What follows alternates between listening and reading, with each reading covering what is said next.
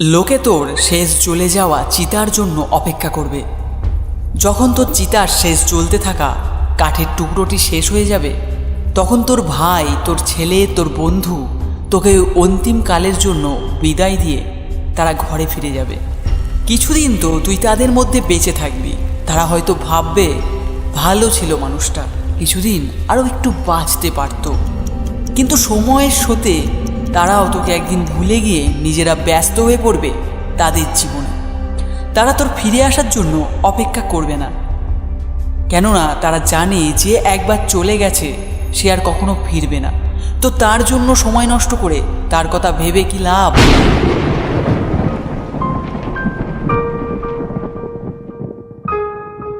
ব্যাস, এখানেই তোর গল্পের শেষ। তুই ওপর থেকে দুনিয়াটাকে দেখবি আর ভাববি লোক কতটা স্বার্থপর। যখন আমি তাদের কাজে আসতাম তখন কত কাছে থাকতো, আর এখন যখন আমি এই দুনিয়া থেকে চলে গেছি তখনও দুনিয়া সেই রকমই চলছে। তুই তখন আফসোস করবি, আমি কি এই লোকগুলোর জন্যই জন্ম নিয়ে পৃথিবীতে এসেছিলাম? তুই তাদেরকে অনেক প্রশ্ন করতে চাইলেও তোর আওয়াজ তাদের কাছে পৌঁছাবে না। তুই আবার ফিরে আসতে চাস তোর জীবনে, বাঁচতে চাস, কারণ তখন তুই বুঝে গেছিস যে সময়টা তোর কাছে ছিল সেটা কতটা মূল্যবান। তখন তুই বুঝতে পারবি তোর জীবনে তোর আশেপাশের লোকেদের ভিড়ে তুই নিজেকে কিভাবে হারিয়ে ফেলেছিলি। তুই উত্তর পেয়ে গেছিস ততক্ষণে যে কেন তুই তোর স্বপ্ন পূরণ করতে পারিসনি, কেন তুই তোর স্বপ্নের গাড়িটা কিনতে পারিসনি, কেন তুই তোর স্বপ্নের ঘর বানাতে পারিসনি, কেন তুই তোর কোটি টাকার বিজনেসটা তৈরি করতে পারিসনি, কেন তোর স্বপ্নটা শুধুই স্বপ্ন হয়ে থেকে গেছে। তোর এই শিক্ষাটা ততক্ষণে হয়ে গেছে যে পরবর্তী জীবনে যদি কিছু না করতে পারি না, অন্তত সময় নষ্ট করব না। তুই ভাববি, ইস যদি 2 মিনিট যদি সময় পেতাম না, তবে নিজের ছেলের সাথে খেলতে পারতাম, নিজের মেয়ের বিয়েটা হয়তো অন্য কারোর সাথে দিতে পারতাম, নিজের মায়ের সাথে যে দুর্ব্যবহারটা করেছি তার জন্য ক্ষমা চাইতে পারতাম, নিজের বাবাকে একটু বুকে জড়িয়ে ধরতে পারতাম। তখন তোর মনে হবে আমার কাছে 24টা ঘন্টা ছিল, কটা সপ্তাহ ছিল, এমনকি কতগুলো বছর ছিল, কিন্তু আমি কত সময় নষ্ট করেছি। তুই রাতে পড়ার বাহানা দিয়ে সকালে 8টা অবধি শুয়ে থাকতিস, মা ডাকতে ডাকতে মুখ ব্যথা করে ফেলতো, কিন্তু তুই রাতে পড়ার বদলে শুধু চ্যাটিং করতে ব্যস্ত থাকতিস, ফেসবুকে মেম পড়ে হাহা রিয়াক্ট দিতিস, নিজের ফটোকে এডিট করে স্মার্ট ভাবতিস, কটা লাইক পাওয়ার জন্য একে ওকে মেসেজ করতিস, বাজে ভিডিও দেখে কতটা সময় নষ্ট করতিস। যখন মায়ের ফোন আসতো তখন যৌবনের প্রেমের সাথে ব্যস্ত থাকতিস, আর যখন তোর মা ঘুমিয়ে পড়তো তখন তোর সো কল্ড রেসপন্সিবিলিটি পূরণ করার জন্য একটা মিস কল মেরে ছেড়ে দিতিস, যাতে তুই সকালে বলতে পারিস এত রাত জাগার পরেও তাকে কল করেছিলি। Shame on you. তুই তোর কাজ, তোর পড়াশোনা কালকের উপর ছেড়ে দিতিস।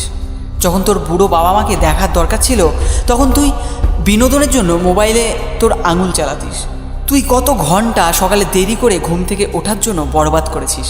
ওই সব ঘন্টাকে মিলিয়ে কত দিন হতে পারত, আর সেই দিন থেকে কটা মাস, আর ওই মাস থেকে কত বছর। ইস, কত বছর তুই এক্সট্রা বাঁচতে পারতিস, নিজে মেহনত করে তোর স্বপ্ন পূরণ করতে পারতিস, তোর বাবা মাকে কোথাও ঘুরতে নিয়ে যেতে পারতিস, ভালো বই পড়ে তোর জীবনে কত ভ্যালু অ্যাড করতে পারতিস।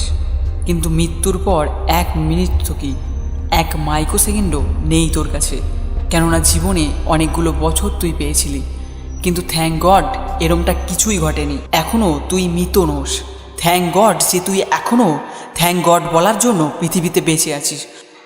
তোর সময় তোকে সফল দেখার জন্য অপেক্ষা করছে, তোর বাবা মা তোকে সফল দেখার জন্য অপেক্ষা করছে, তোর মন এখনও তোকে সফল দেখার জন্য অপেক্ষা করছে, তোর হাতের ঘড়িটা এখনও ভালো সময় দেখবে বলে অপেক্ষা করছে।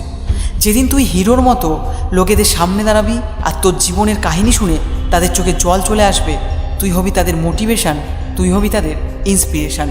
একদিন তোকে যারা ছোট করেছিল না, তারা তোকে দেখে চলবে, কেউ হাততালি দেবে, কিন্তু তাদের জন্য তোর মনে একটুও বাজে ধারণা থাকবে না।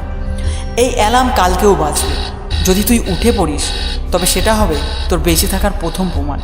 আর এই অ্যালার্ম বাজার আগে যদি উঠে তুই তোর অ্যালার্ম বন্ধ করে তোর কাজে লেগে পড়িস তবে সেটা হবে তোর সফল হবার প্রথম চেষ্টা।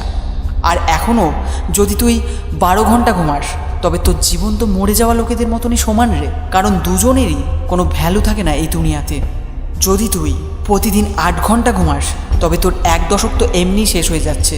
আর যদি প্রতিদিন 6 ঘন্টা ঘুমাস তবে তোর অর্ধেক দশক এমনিই শেষ হয়ে যাবে। আরে অনেক মহান লোক তো 4 ঘন্টা ঘুমাতো। রাতে শুয়ে সকালে ওঠার মানে হলো মৃত মানুষের মাঝে হারিয়ে যাওয়া। যারা সূর্য ওঠার আগে যে কালো অন্ধকার সকালটাকে দেখে তারাই হয় সূর্যের মতো দীপ্তমান। তুই কি হতে চাস না নাকি ভয় পাস? হতে পারবি না ভেবে একদিন এই সূর্যটাকেও দেখতে পারবি না। যেদিন মৃত্যুর কোলে ঢলে পড়বি তোর চোখে থাকবে সেদিন আফসোস। মৃত্যু যতক্ষণে তোর কাছে পৌঁছাবে তার আগে তুই তোর স্বপ্ন পূরণ করে ফেল। তোর গল্প নয়, তোর উপন্যাস শেষ কর। যেটা নিজের জীবনে করতে চাস সেটা করে ফেল, কিন্তু সকালে তাড়াতাড়ি ওঠা শিখে নে। তুই এটা করতে পারবি আর পারতেই হবে। You can do it.